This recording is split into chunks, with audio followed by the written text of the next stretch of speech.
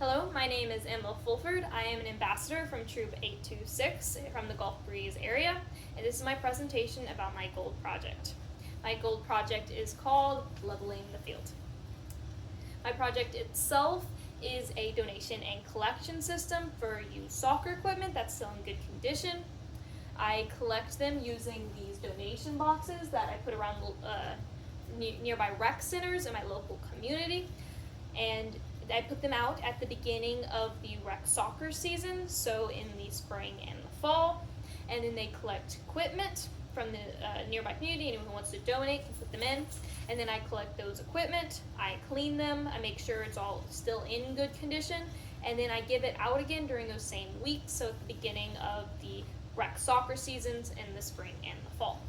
They're given out for free, so anyone in the community can come and get them if they want the equipment, making it easy to find used soccer equipment if that's what someone wants. My target audience is families with children who are interested in soccer but who struggle to pay for new equipment each year.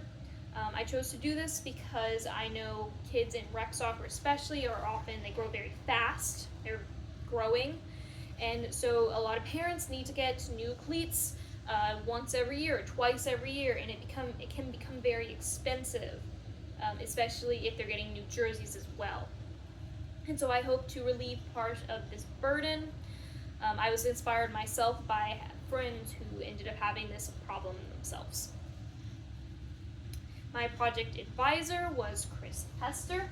He is the head of Pensacola Youth Soccer. I chose him as my advisor because he's had this his own program that's very similar to this in his own rec center, which is Pensacola Youth Soccer. I decided to pick it up, and I reached out to him, and he helped me with planning my own program so I could make it bigger and have it include multiple rec centers so we could collect even more equipment to give out to people.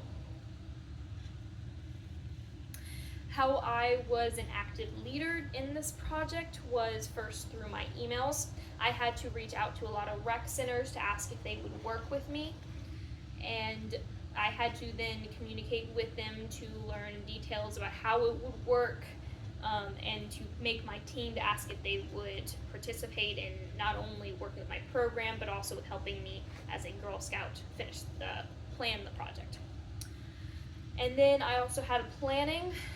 Once I had emailed and they had agreed to work with me, I had to figure out when am I putting out the donation boxes, when am I picking up the donation boxes, when am I giving out the equipment, what times the practice starts. And that ended up resulting in flyers like these, which showed when I would be at putting out the donation boxes, how long they would be there, and at which rec center, because I was working with so many. I also had to be a leader through problem solving. One of my biggest problems in the project was a storage system. I explored multiple different avenues. I reached out to some clubs who I wanted to work with, see if they had a storage system. They did not. I tried to make them at some of the rec centers. It did not work. So I ended up finally getting a storage shed at my own high school, which ended up working out quite well. And then I acted as a leader through teaching. I found out how to correctly clean soccer equipment, such as cleats and shin guards. And then I taught this method to my own Girl Scout troop and to the group that I'm giving the project on to. Through this, the used equipment could be kept in better condition through proper washing. So my impact, I believe I did achieve my impact, but it's important to say why. So in Pensacola, 23% of children under 18 are living in poverty, according to the most recent census. I wanted to be able to give out this equipment to people I did believe wanted it in Pensacola and Gulf Breeze potentially. And so one of my big impacts was just I wanted to find the people that wanted the equipment and give it to them. And I believe I did achieve this impact because my first donation drive was last spring during the rec season. And I collected some equipment, I had some cleats, and I was able to give away about half of those cleats in the following fall rec soccer season alone. So I believe it was successful. I was able to find the people that wanted it, and I gave them the equipment. However, I wasn't able to give everyone equipment, so I do hope to increase my, continue to give out the equipment to people who want it. And then my second impact I wanted to let people know that there was an option other than throwing away used cleats or buying new cleats when you need more. And I believe I did achieve this because during my first donation drive in the spring, I did collect a good amount of cleats, but this amount of equipment, like beyond just cleats, was almost doubled during my fall rec season during the donation drive. I got so much more equipment, making me believe that people were more aware of what I was doing. They were bringing out their used equipment, they were coming and going to where the donation boxes were and giving it to me, which was great. So I do believe there was an increased awareness of where they could bring their soccer equipment and where they could pick it up, as people became a lot more aware as they both got equipment and they gave it, because my program wasn't just collecting it. And then I believe I actually grew through this project itself through both my confidence, my communication, and my personal impact. So with my confidence, I am not always confident with approaching strangers, and this project forced me not only to reach out to people through email, but also through phone and talking in person. And that required a lot of confidence on my part, in both in what I was doing and in the importance of my own program. And then that also ties in with my communication. I had to learn how to write proper emails. I had to learn how to approach adults and just casually be like, hello, I would like to tell you about my program. And that will combine both confidence and my communication. And so I believe that both my program helped me improve both of these. And then the program also helped me realize my possible impact. I didn't realize how easy it was to make a difference in my community. I thought it was a lot harder. I thought you needed a lot more money. And through this program, I realized it's really not that hard. You just need to have the work ethic to start and to continue it. Finally, with sustainability, I have chosen the Fellowship of Christian Athletes at my school to continue my project. I'm working with them currently to try to teach them what I'm doing and how they can continue it.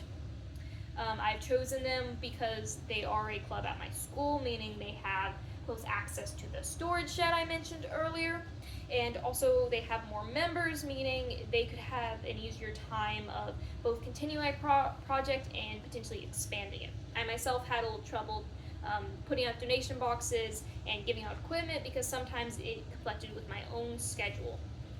And so it will be a lot better with a lot more people involved. Then for my educate and inspire, first there is this video which will let other Girl Scouts know what I have done and let the council know what I've done, and hopefully inspire them to do their own projects in their own hometowns. But I've also educated my own city through a city council meeting where I was invited to go and explain my project, and I got permission from my city council. And then it was also in the newspaper, letting my entire town know what my project was, what its goals were, and its possible impact. And then I've also spread it not only in Gulf Breeze, but Pensacola through the Pensacola Youth Program by advertising it on flyers, by going out and handing out equipment itself. And I've also actually reached the Cantonment area because I've recently started working with the Pensacola Football Club, who are in Cantonment, which is just outside Pensacola. And also my Facebook page has put my project out on the internet, letting people know what my project is, and it could potentially spur other similar projects in other areas, because there are larger organizations that do what I do on a bigger scale, but there was none in my own area, so I decided to make one. And for advice I would give to other Girl Scouts who are also starting their own gold project, I would tell you to build a strong team to help, and do not be afraid to ask for help. So this the team is the basis of the project. They give you advice, they are the so-called experts, and they really help you, because while you are in charge of the project, that doesn't mean you have to do everything. And often you can't do everything because you don't know all these little ins and outs that they are going to help you with. And so it's okay to sometimes rely on those teams, but it is important to be in the end have you make the final decisions, get advice, but you do make the decision yourself. I also tell them good luck. Okay. Here is my works cited for the census, and I would like to thank the council that will be reviewing my project. Thank you for encouraging me to make this impact in my own community. Thank you.